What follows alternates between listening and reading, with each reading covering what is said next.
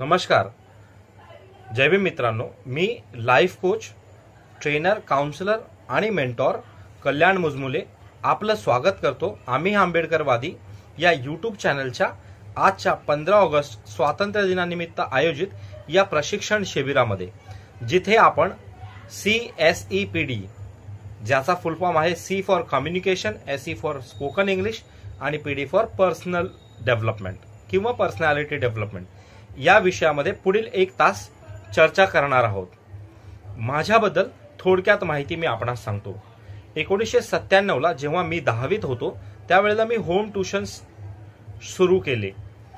10वी नंतर मी कोचिंग क्लासेसमध्ये ॲज अ टीचर शिकवायला जाऊ लागलो. त्यावेळेस मला शाळेतून, कॉलेजमधून एक्स्ट्रा टीचर किंवा एक्सपर्ट टीचर म्हणून बोलावणं येऊ लागलं. गणिताचा विषय किंवा इंग्रजीचा विषय चांगल्या प्रकारे समजावून सांगणं ही माझी त्यावेळची आवड किंवा लकब. 2003 पर्यंत मी माझे स्वतःचे क्लासेस, ज्ञानदीप क्लासेस या नावाने सुरू केले आणि ह्या 7 वर्षाच्या कालावधीमध्ये मी अकॅडमिक टीचर म्हणून कार्यरत राहिलो. परंतु पुढील कामात जेव्हा मी कॉर्पोरेट क्षेत्रात पदार्पण केलं त्यावेळेला माझ्या मनात एक जाणीव निर्माण झाली की नुसत्या अकॅडमिक एज्युकेशनने काही होणार नाही. आपल्याला जर मोठं काही करायचं आहे तर ट्रेनिंग क्षेत्रात आपल्याला पाय ठेवला पाहिजे. आणि म्हणून 2003 नंतर ज्या वेळेला मी LICत प्रथमतः एजन्सी ॲडवायझर म्हणून कामाला रुजू झालो किंवा पार्ट टाइम मी काम सुरू केलं, त्यावेळेला मला माझी ओळख एका मोटिवेशनल ट्रेनर सोबत झाली. षण्मुखानंद हॉल येथे मी एका ट्रेनिंग प्रोग्रामसाठी गेलो असता तिथे माझ्या हे लक्षात आलं की कारण की मी गेली 7 वर्ष तर टीचिंग क्षेत्रात आहेच आणि माझं कम्युनिकेशन, माझं वक्तृत्व चांगलं असल्यामुळे आणि मी समजावून चांगलं देऊ शकतो, त्यामुळे मला ट्रेनिंग क्षेत्रात स्कोपही आहे. आणि तेव्हा त्या ट्रेनरला ऐकल्यानंतर मी ट्रेनिंग क्षेत्रात अभ्यास करायला सुरुवात केली. मित्रांनो, 15वी म्हणजेच ग्रॅज्युएशन झाल्यानंतर, पदवी झाल्यानंतर अनेकांना असं वाटतं संपलं, आता काय शिकायचंय. परंतु खरा अभ्यास आणि खरं प्रशिक्षण हे मी ग्रॅज्युएट झाल्यानंतर सुरू केलं. अर्थातच ग्रॅज्युएटपर्यंत मी अभ्यासात हुशार होतो, वक्तृत्व स्पर्धेत चांगला होतो. प्रत्येक वर्षी वक्तृत्व स्पर्धेत माझा पहिला क्रमांक यायचा. परंतु जेव्हा मी 15वी पास झालो आणि इंटरव्ह्यूला गेलो, अक्षरशः मला माझा मायसेल्फ म्हणजे स्वतःचं इंट्रोडक्शन देखील इंग्रजीमधून बोलता येत नव्हतं. 15वी पास होऊन किंवा 12वी पास होऊन, 10वी पास होऊन अनेक विद्यार्थी, अनेक तरुण जॉबसाठी इतरत्र भटकत असतात किंवा इंटरव्ह्यूसाठी जातात आणि अनेक रिजेक्शनना त्यांना सामोरे जावं लागतं. याचं प्रमुख कारण वर्नाकुलम मीडियम म्हणजेच इंग्रजी किंवा कॉन्व्हेंट शाळा सोडून इतर मराठी, हिंदी, गुजराती, इतर भाषिक ज्या शाळा आहेत, कन्नड, तमिळ, या शाळातील विद्यार्थ्यांना, कारण की त्यांच्या मातृभाषेत त्यांनी शिक्षण घेतलेलं असतं, त्यांच्या घरचं एन्व्हायरमेंट, त्यांच्या घरची परिस्थिती अशी नसते की जिथे त्यांच्या कानावर इंग्लिशचे शब्द पडतात, त्यांना इंग्लिश बोलण्याचा सराव नसतो. त्यामुळे 11वी नंतर जिथे संपूर्ण सिलेबस, पूर्ण प्रशिक्षण इंग्रजीतून असतं, तिथे कोप अप करणं फार कठीण जातं, जे माझ्यासोबतही झालं. मी 1ली ते 7वी महानगरपालिकेच्या शाळेत शिकलो, त्यानंतर मी प्रायव्हेट परंतु मराठी मीडियमच्या शाळेत शिकलो आणि त्यानंतर 11वीला जिथे आम्हाला संपूर्ण प्रशिक्षण सिलेबस हा इंग्रजीतून होता, तिथे मला खूप चॅलेंजेस व्हायला लागले. 11वीतच नाही, मी 15वी पास झाल्यानंतर देखील स्वतःचा मायसेल्फ सुद्धा मला नीट बोलता येत नव्हता. तर नेहमी म्हणतात ना की स्ट्रगल म्हणूनच, संघर्षामधूनच काहीतरी वेगळं निर्माण होत असतं. तर आज जे मी 1 तासात तुमच्याबरोबर शेअर करणार आहे ती सर्व फॉर्म्युले किंवा ते सगळ्या टेक्निक्स, टूल्स या त्या स्ट्रगलच्या दरम्यान निर्माण झालेले आहेत. मला बराच वेळ लागला इंग्रजी शिकण्याकरता, परंतु त्यामुळे मी काही बनवू शकलो ते आपणासमोर सादर करतोय. अपेक्षा आहे की आपणाला ते आवडेल. इंग्लिश स्पीकिंग किंवा स्पोकन इंग्लिश हे करताना आपण एक गोष्ट मात्र मुळातून विसरतो की इंग्लिश ही आपली लँग्वेज 3 किंवा लँग्वेज 4 असते. आपण लँग्वेज 3 किंवा 4 मी काय म्हणतोय ते समजून घेऊया. माझी लँग्वेज 1 आहे. आपण सैराट पिक्चर पाहिला असेल.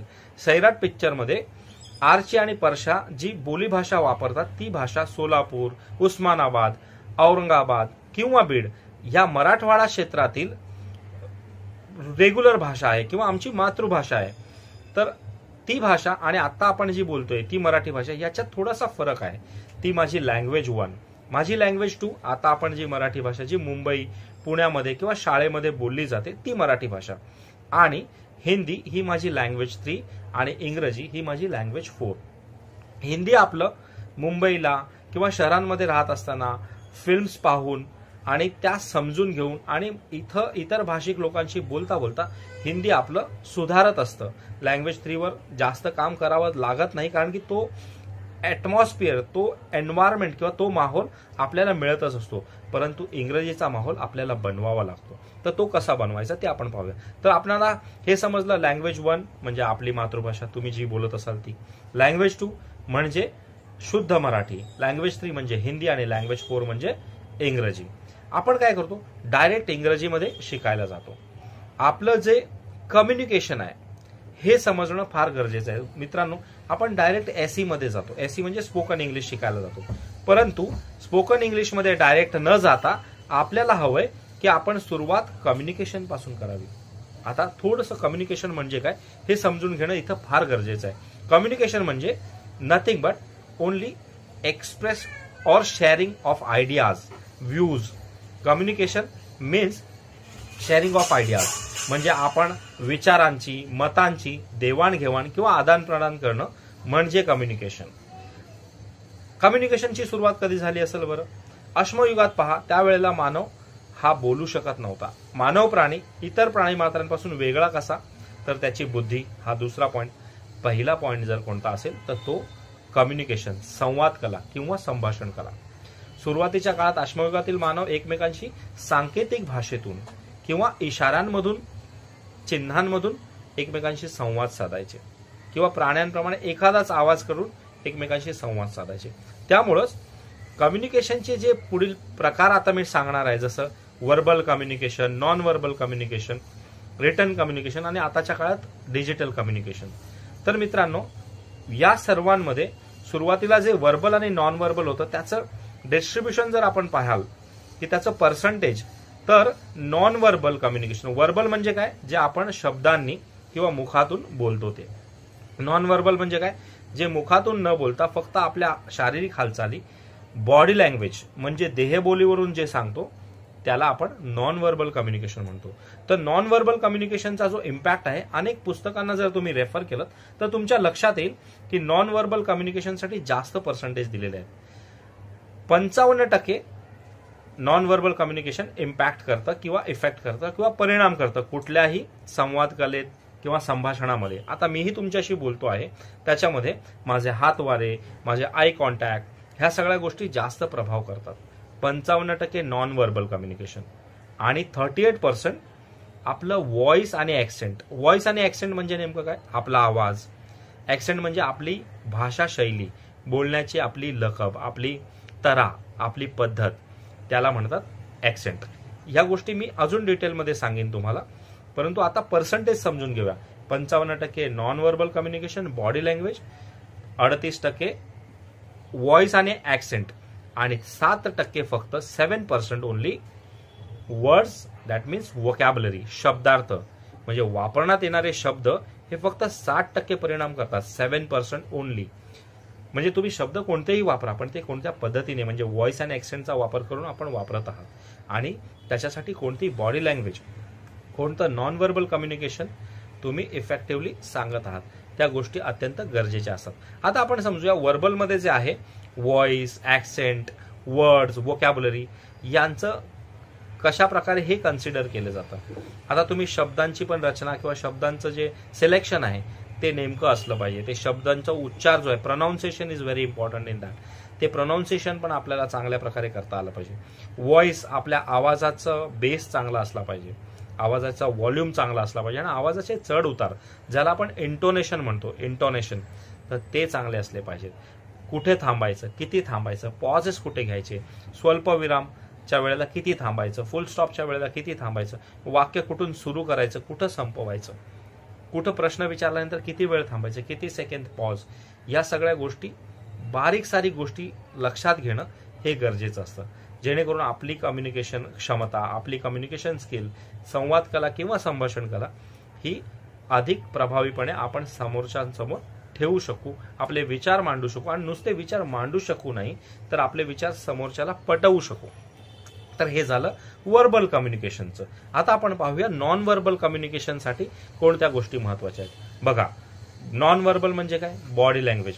एक उदाहरण सांगतो. समजा शाळेमध्ये, कॉलेजमध्ये किंवा आपण ज्या ठिकाणी काम करता त्या ठिकाणी ऑफिसमध्ये आपल्याला बॉसने ओरडलेलं असेल किंवा एखादं काम चुकलंय आणि आपले सिनियर, मॅनेजर किंवा कलिग्स यांच्याशी आपलं बोलणं झालंय, काहीतरी विषयांवरून आपले मतभेद झालेत, तर आपला मूड ऑफ असतो. आपण घरी येतो, घरी सुद्धा तोच मूड ऑफ. आपण घरच्यांना काही सांगत नाही, पण घरच्यांना कळतं आणि घरचे विचारतात, काय रे बाबा, काय झालं आज, असा का?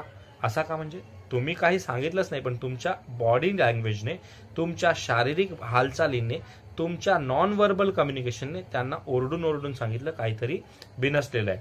आणि याच्याच उलट समजा की ऑफिसमध्ये तुम्हाला काहीतरी अवॉर्ड मिळालाय, तुम्ही फर्स्ट आलाय, शाळा कॉलेजमध्ये तुम्ही काहीतरी प्राइज जिंकलाय आणि तुम्ही घरी एकदम हसी खुशीने येता, त्यावेळेला घरच्यांना तुम्ही काही न सांगता, आई असेल, बांधव असतील, ते तुम्हाला ओळखतात, काय रे आज खूप खुश दिसतोयस का? कारण की तुम्ही दिसता कसे, म्हणजे तुमचं facial expression, body language non verbal मध्ये म्हणजेच बॉडी लँग्वेज मध्ये तुमचं फेशियल एक्सप्रेशन अत्यंत महत्वाचं आहे.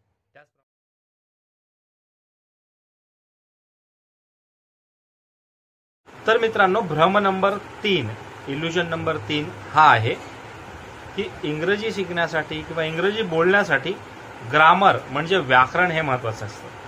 आता हा भ्रम मी तुमचा मोडू इच्छितो किंवा तोडू इच्छितो. बघा, आपण मराठी बोलता, हिंदी बोलता किंवा गुजराती, जी पण आपली मातृभाषा आहे ती बोलता. मनाला विचारा, काय तुम्हाला मातृभाषेतील सगळं ग्रामर येतं? 7वीला, 8वीला, 9वीला किंवा 4थी 5वीला असणारं ग्रामर, केवल प्रयोगी अव्यय, उभयान्वयी अव्यय, रूपक अलंकार, उपमा अलंकार, हे सगळं ग्रामर आपल्याला येतं? नाही. पण आपण मराठी बोलू शकतो. मग इंग्लिश शिकतानाच नेमकं ग्रामर तुम्ही का पुढे करता? मला थोडक्यात असं सांगायचंय, ग्रामर गरजेचं आहे, पण बेसिक ग्रामर गरजेचं आहे. तुम्ही एकदा बोलायला लागलात की तुम्हाला बोलता येईल. प्रॅक्टिस करणं, सुरुवात करणं हे महत्वाचं आहे, रादर दॅन म्हणजे होतं काय, see we are trying to solve the problem which is not there. Grammar हा इंग्लिश स्पीकिंग मधला अडथळा किंवा प्रॉब्लेम आहेच नाही, आणि आपण त्याच प्रॉब्लेमला सॉल्व्ह करण्यासाठी गेली वर्षानुवर्ष, महिन्यामागून महिने, दिवसांमागून दिवस घालवत राहतो. आणि मग ग्रामर काय कम्प्लीट होणार नाही. आपल्याला मराठीचं, हिंदीचं ग्रामर येत नाही, मग इंग्लिशचं केव्हा येणार? मला सांगायचं तात्पर्य एवढंच आहे की आपण सुरू करा बोलायला. बोलायची प्रॅक्टिस सुरू केली ना, तर ग्रामर नाही येत असेल तरी पण आपण बोलू शकता. मी तुम्हाला सांगतोय, मला सुद्धा सगळं ग्रामर येत नाही. मलाच काय, जे इंग्लिशचे डिपार्टमेंट हेड असतील किंवा PhD केलं असेल इंग्लिशमधून ज्यांनी, किंवा जे नेटिव्ह इंग्लिश स्पीकर असतील, ब्रिटिशर्स असतील, त्यांना देखील ग्रामर येत नाही. कारण ते त्याच्या मागे तेवढे लागत नाहीत. बेसिक जेवढं येतं तेवढं पुरेसं आहे. आपण सुरुवात करा, हरकत नाही. जेवढं येते तेवढ्यात तुम्ही सुरू करा. आणि चौथा भ्रम, आणि तो म्हणजे इंग्लिश शिकायचंय, इंग्लिश पिक्चर बघ, इंग्लिश गाणी ऐक, इंग्लिश सिरियल बघ. बिलीव्ह मी गाईज, आजपर्यंत गेल्या 23 वर्षामध्ये मी इंग्लिशमध्ये बरीचशी पुस्तकं वाचलेत आणि वाचत असतो. वाचनाची आवड आहे मला. जसं मी सांगितलं, ग्रॅज्युएशन नंतर तर खरं वाचन आणि खरं अभ्यास मी सुरू केला. परंतु आजवर एकही इंग्लिश गाणं मी ऐकलेलं नाही, एकही इंग्लिश सिरियल मी पाहिलेला नाही, एकही इंग्लिश मूवी मी पाहिलेला नाही. But still I can speak English with anybody on the planet Earth, and that too my message I can convey him. I can deliver my message very effectively, what I want to say. Even I can convince him on a particular thing if I want to or I have to. It means की मला जे पटवून घ्यायचे किंवा जे मला सांगायचे ते मी प्रभावीपणे सांगू शकतो, इंग्लिश मूवी किंवा इंग्लिश गाणी किंवा इंग्लिश सिरियल न पाहता. तेव्हा हा भ्रम देखील आपला मोडीत निघतो. अशा प्रकारे 4 भ्रम झाले. आता 5वा आणि महत्वाचा. हे 5 भ्रम सांगून झाल्यानंतर मी 5 फॉर्म्युले देणार आहे. एक फॉर्म्युला मी आधीच सांगितलाय, डिवाइड अँड रूल. या एका फॉर्म्युल्याने इंग्रजांनी अख्ख्या जगभरात 13 वसाहती निर्माण केल्या. जगभरातलं जाऊ द्या, भारतावर 150 वर्ष राज्य केलं. इंग्रजांनी भारतावर राज्य केलं. आपल्याला इंग्रजी भाषेवर राज्य करायचंय. कारण जर इंग्रजी भाषेवर राज्य केलं तर जसं मी सांगितलं, इंग्रजी भाषा ही वर्ल्डकडे उघडणारी खिडकी आहे. वर्ल्ड वाईड तुम्हाला जॉब्सच्या, बिझनेसच्या अनेक अपॉर्च्युनिटीज उभ्या आहेत त्या तुम्हाला पुढे जाण्यासाठी मदत करतील. त्यामुळेच आपल्याला इंग्लिश शिकणं गरजेचं आहे. तर चला, 5वा भ्रम काय माहिती, मला परफेक्ट आलं पाहिजे. कोणी माझ्याकडे बघून हसेल, कोणी काय म्हणेल, कोणी काय विचार करेल, किंवा जोपर्यंत मी परफेक्ट होत नाही ना तोपर्यंत मी बोलणारच नाही. असं नसतं मित्रांनो. काय होतं की अनेकदा आपण परफेक्शनच्या नावाखाली आपण we are trying to get ready, preparation, becoming ready, get ready to get ready to get ready. म्हणजे काय, आपण तयारी करण्याच्या तयारीतच अख्खं आयुष्य घालवून टाकतो. मग आपण बोलणार कधी, मग आपण अप्लाय कधी करणार, आपलं इम्प्लिमेंट कधी करणार, ॲक्शन कधी घेणार आणि रिझल्ट्स आपल्याला कधी मिळणार.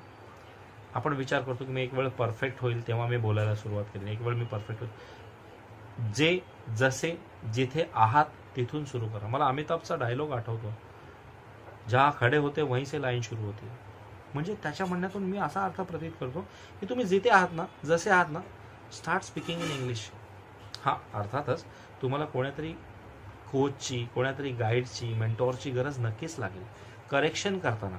पण सुरुवात करायला, चुकायला हरकत नाही. मेक मिस्टेक्स, मिस्टेक्समधूनच आपण शिकणार आहात. आणि कोणीतरी तुमच्या जवळपास जे अवेलेबल असतील असे कोणीतरी अकाउंटेबिलिटी पार्टनर तुम्हाला बघावे लागतील, जे तुम्हाला करेक्ट करतील वेळोवेळी शब्दांमध्ये, वाक्यांमध्ये, ग्रॅमॅटिकली. आणि तुम्हाला अनेक वेळेला जे तुमच्या आसपास इंग्रजी बोलणारी लोक आहेत किंवा इंग्रजी बोलणारे जे पण मूवीज आहेत, इंग्रजीतून सिरियल्स आहेत, ते बघताना तेव्हा तुमच्या नजरेस किंवा तुमच्या निदर्शनास येईल की ह्यांनी कसं इंग्लिश बोललं, त्यांनी कसं इंग्लिश बोललं. त्याच्यातून आपल्याला कॉपी कॅट करायचा. हा दुसरा formula after divide and rule, copy cat. म्हणजे काय, आपल्याला कॉपी करायचं दुसऱ्याचं जे बोलणं आहे ते वाक्य जसे तसे रजिस्टर करायचे, लिहून ठेवायचे किंवा आपण नोटीस करायचे आणि मग त्याच्यावर प्रॅक्टिस करायची आणि मग ते वाक्य बोलायचे. तुम्ही 100, 200, 300 वाक्य बोलता बोलता बोलता बोलता तुम्हाला इंग्लिश यायला लागेल. बिलीव्ह मी गाईस, मी असं म्हणत नाही की तुम्ही इंग्लिशमध्ये अगदी जादूची छडी फिरवून एका महिन्यात तुम्ही फार तरबेज व्हाल. परंतु इंग्लिशमध्ये मी म्हणून मुद्दाम हा वर्ड यूज करतो, बेसिक इंग्लिश स्पीकिंग. जर जेवण बनवण्याच्या भाषेत म्हटलं ना तर तुम्हाला मी शेफ नाही बनायला सांगत आहे, परंतु भेळ बनवायला कोणाला नाही येत, फक्त मिक्स करायचं आहे, आपोआप येईल. तसंच इंग्लिशमधली भेळ म्हणजे इंग्लिश भाषेची सुरुवात, बेसिक इंग्लिश एकदा तुम्ही शिकलात की ॲडव्हान्स इंग्लिश, आणि मग इंग्लिशमधले इडियम्स कसे वापरायचे, प्रोवर्ब्स कसे वापरायचे, वर्ड्स आणि स्टँडर्ड वर्ड्स कसे वापरायचे, त्या सगळ्या गोष्टी आपण आपोआप शिकाल. आता एक महत्त्वाचा भाग की आपल्या प्रोनाऊन्सिएशनला आपल्याला लक्ष देणं फार गरजेचं आहे. आपल्या भारतीयांची एक मानसिकता असते. एक मला किस्सा आठवतोय. आपल्याला माहीत असेल मोहम्मद अली रोडच्या इथे भिंडी बाजार म्हणून एक एरिया फार फेमस आहे. कसं बरं पडलं ते नाव? जसं आपण म्हणतो हिंदू हे नाव कसं पडलं? सिंधू नदीच्या काठी राहणारी लोक आणि सिंधू सिंधू सिंधू करता करता त्यांना येत नव्हतं आणि वाक्याचा शब्दाचा अपभ्रंश होऊन सिंधूचं हिंदू झालं. तसंच भेंडी बाजार हे इंग्रजांनी, आता आपल्याला वाटतं तिथे भेंडी म्हणजे भेंडी विकली जात असेल, मोठा बाजार, असं काही नाही. इंग्रजांच्या काळामध्ये त्या ठिकाणी बाजार म्हणजे बाजार भरायचा, जिथं विविध वस्तू विकल्या जायच्या, जास्त करून कपडे. त्याला इंग्रज म्हणायचे I am going behind the बाजार. बिहाइंड द बाजार म्हणजे बाजाराच्या पाठीमागे तो एरिया आहे, त्याला भारतीय लोकांनी बिहाइंड द म्हणायचं, तर भिंडी बाजार करून टाकलं. त्याचप्रमाणे आपण म्हणतो की सकाळी लवकर उठवण्यासाठी जर आपण घड्याळ लावणार असू तर आपण म्हणतो अल्ला राम क्लॉक.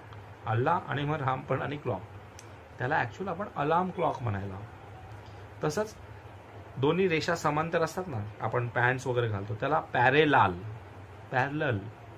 नाही, पॅरलल. काही प्रोनाऊन्सिएशन आपल्या घरामध्ये गरम हवा बाहेर टाकण्यासाठी आणि बाहेरचे ऑक्सिजन आणि चांगली हवा आत घेण्यासाठी आपल्याकडे एक फॅन असतो.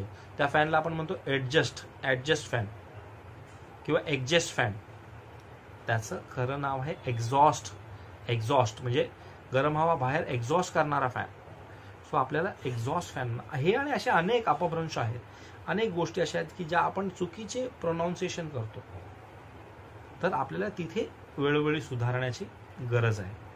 तर डिवाइड अँड रूल फॉर्म्युला नंतर मी तुम्हाला जो दुसरा फॉर्म्युला दिलेला आहे तो आहे कॉपी आणि कॅट. मित्रांनो, गेमिफाय व्हर्जनमध्ये जर तुम्ही जाल ना, जर इंग्रजीला गेमच्या पद्धतीने समजण्याचा प्रयत्न कराल. बघा, इंग्रजी हा is nothing but a game. कसं गेम? इंग्रजी GAME, गोरे अंग्रेजों की मनमानी इंग्लिश. आता हे कसं? कारण इंग्रजीच्या एका शब्दाचे अनेक अर्थ होऊ शकतात, एका शब्दाचे अनेक वेगवेगळे उच्चार होऊ शकतात.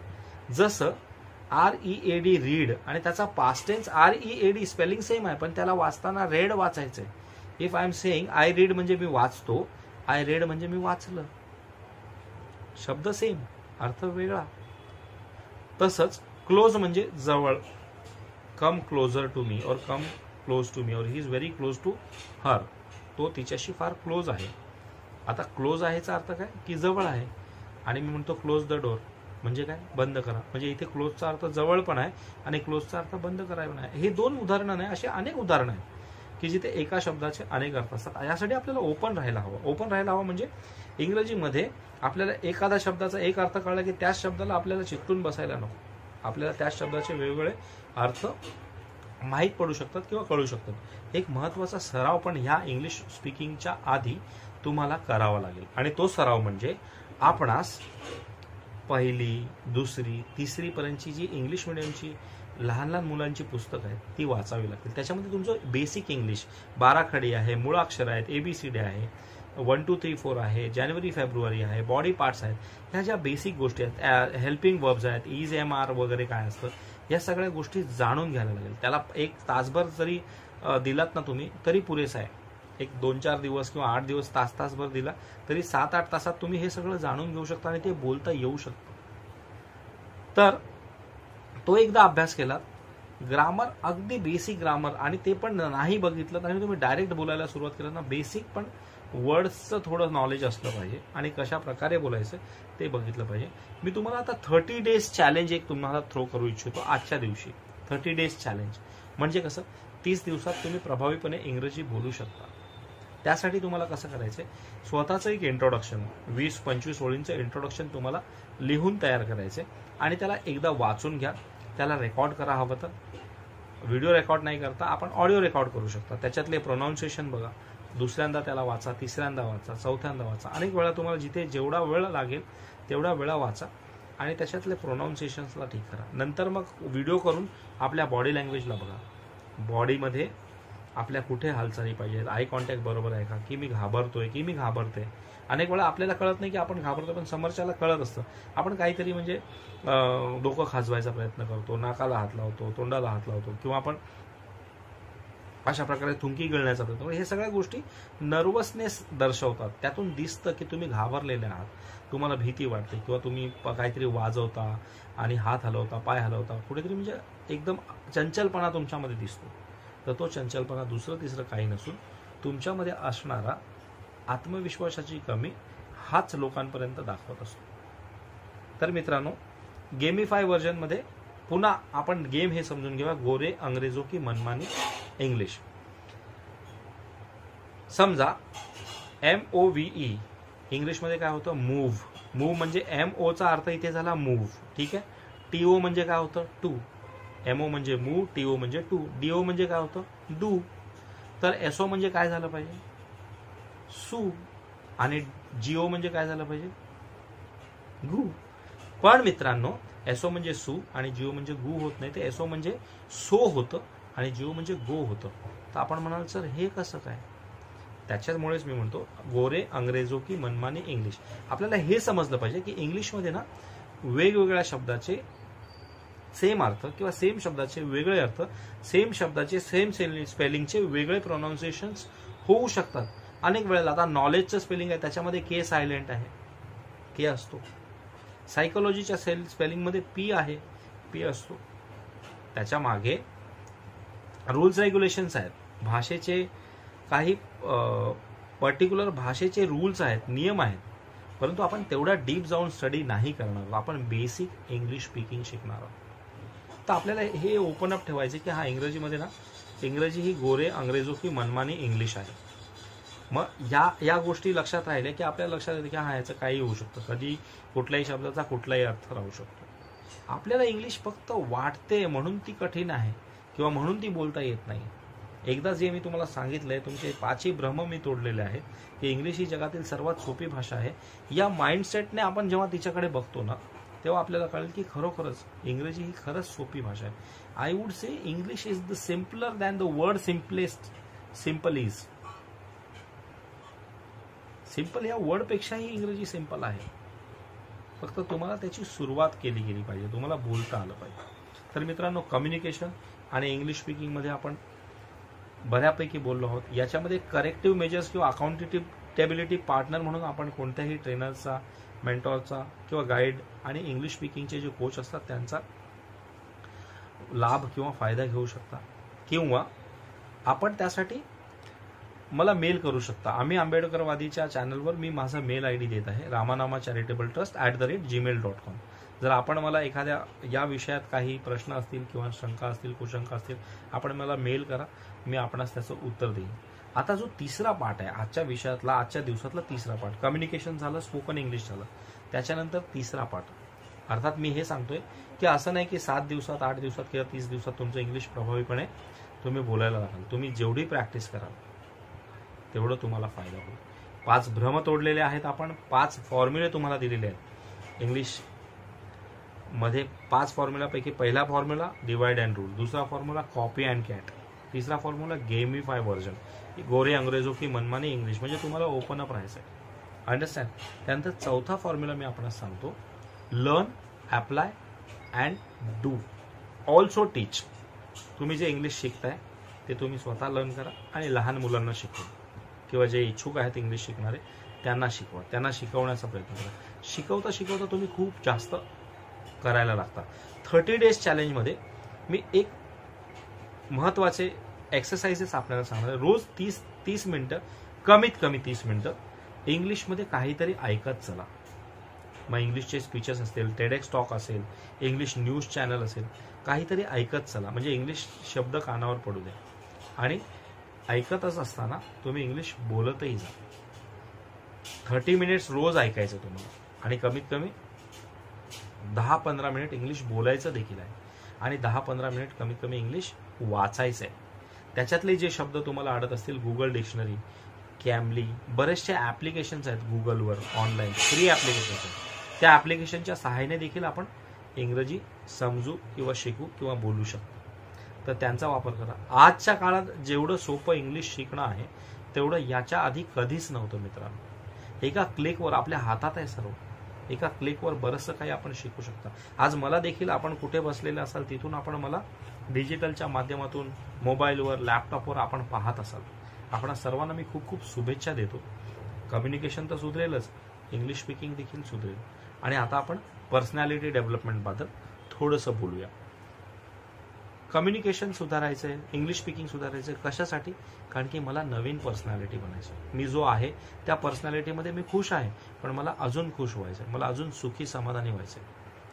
म्हणतात ना, हिंदीमध्ये म्हणतात, दिन दुगनी और रात चौगनी तरक्की करनी है, माँ बाप का नाम रोशन करना है, आगे बढ़ना है, पैसा कमाना है, गाडी, बंगला, घर खरीदणं आहे.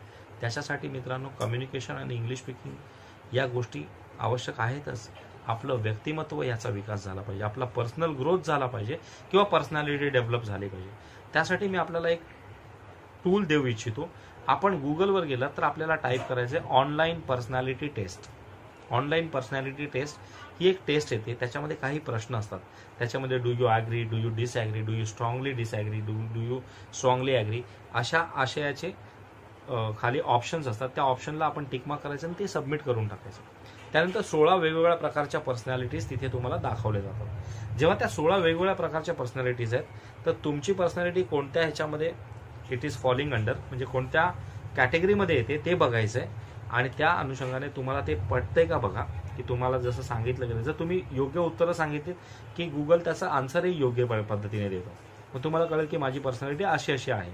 समजा तुमची पर्सनॅलिटी इंट्रोवर्ट म्हणजे आत्मकेंद्रीय आहे, तुम्ही तुमच्यातच असता, बाहेरच्या लोकांशी जास्त संबंध, संपर्क ठेवणं हे तुम्हाला आवडत नाही, किंवा तुम्हाला संकोच वाटतो, तुम्ही लाजता, तुम्ही शाय फील करता. तर अशा वेळेला तुम्हाला काय करायचं, जर तशीच पर्सनॅलिटी आली तर तुम्हाला त्याच्या विरुद्ध काम करायला सुरुवात करायची, म्हणजे पर्सनॅलिटी वेगळी बनवायची, डेव्हलप करायची.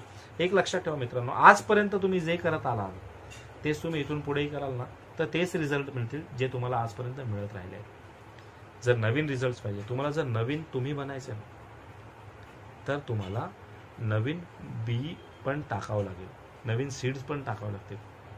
तुम्हाला बीज बदलावं लागेल, सीड्स बदलावे लागतील, तर तुम्हाला फळं वेगळी मिळणार.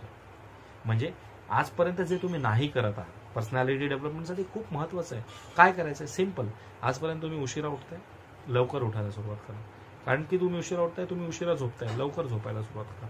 तुम्ही आजपर्यंत एकही पुस्तक वाचत नाही आहे, एकही ट्रेनिंग प्रोग्राम अटेंड करत नाही आहे किंवा एकही पॉडकास्ट ऐकत नाही. ॲटलिस्ट जेवढं तुम्हाला शक्य होईल 15 मिनटं, अर्धा तास, 1 तास तुम्ही वाचायला सुरुवात करा. आणि नुसतं वाचून अनेकांना खूप एक आता नवीन नशा आहे. यूट्यूबला फक्त व्हिडिओ बघत राहतात. किती बघू आणि किती नाही असं होतं.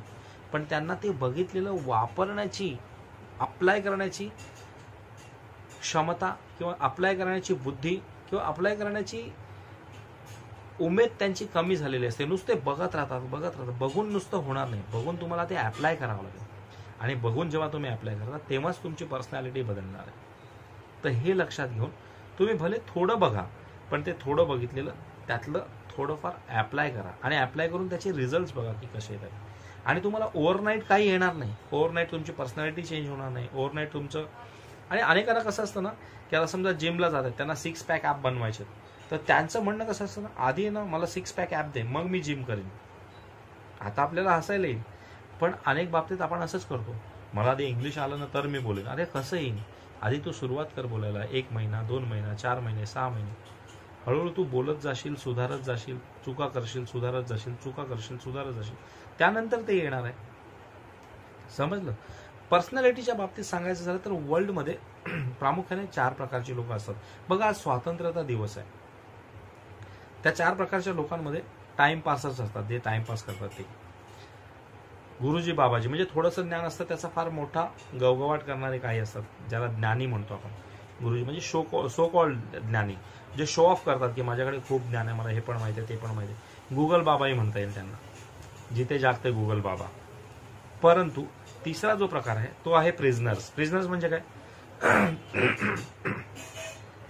ते स्वतःच्याच विचारांचे कैदी असतात, स्वतःच्या परिस्थितीचे कैदी असतात, स्वतःच्या एन्व्हायरमेंटचे कैदी असतात आणि बिचारे झालेले असतात. नेहमी ते रडत असतात की काय करू, बघ ना, माझं असं आहे, माझं तसं आहे, मला काही करताच येत नाही, माझं काही होतच नाही. आई वडिलांनी सांगितलं म्हणून मी हे केलं, बॉसने सांगितलं म्हणून ते केलं, गर्लफ्रेंडने बॉयफ्रेंडने सांगितलं म्हणून मी हे करतोय. परंतु तुला काय वाटतंय? तुझे स्वतःचे विचार काय, तुझी स्वतःची इनर पर्सनॅलिटी काय, ते न बघता ते फक्त ह्याने सांगितलं, त्याने सांगितलं, हा म्हणतोय, तो म्हणतोय, ट्रेनर्स म्हणतायत, कोणत्या तरी पिक्चरमध्ये बघून एखादा हिरोने केलं की ते नेगेटिव्हली इन्फ्लुएन्स होतात आणि ते तसं करायला बघतात. त्यासाठी पर्सनॅलिटी डेव्हलपमेंटसाठी स्वॉट ॲनालिसिस हा एक टेक्निक आणि टूल मी आपल्यासोबत शेअर करतोय. स्वॉट ॲनालिसिस म्हणजे नेमकं काय? स्ट्रेंथ, वीकनेस, अपॉर्च्युनिटी आणि थ्रेट. स्ट्रेंथ म्हणजे काय? आपली मजबूत बाजू कोणती कोणती आहे, आपल्याकडे ताकदीचं आणि स्ट्रेंथ म्हणजे चांगलं काय करता येतं.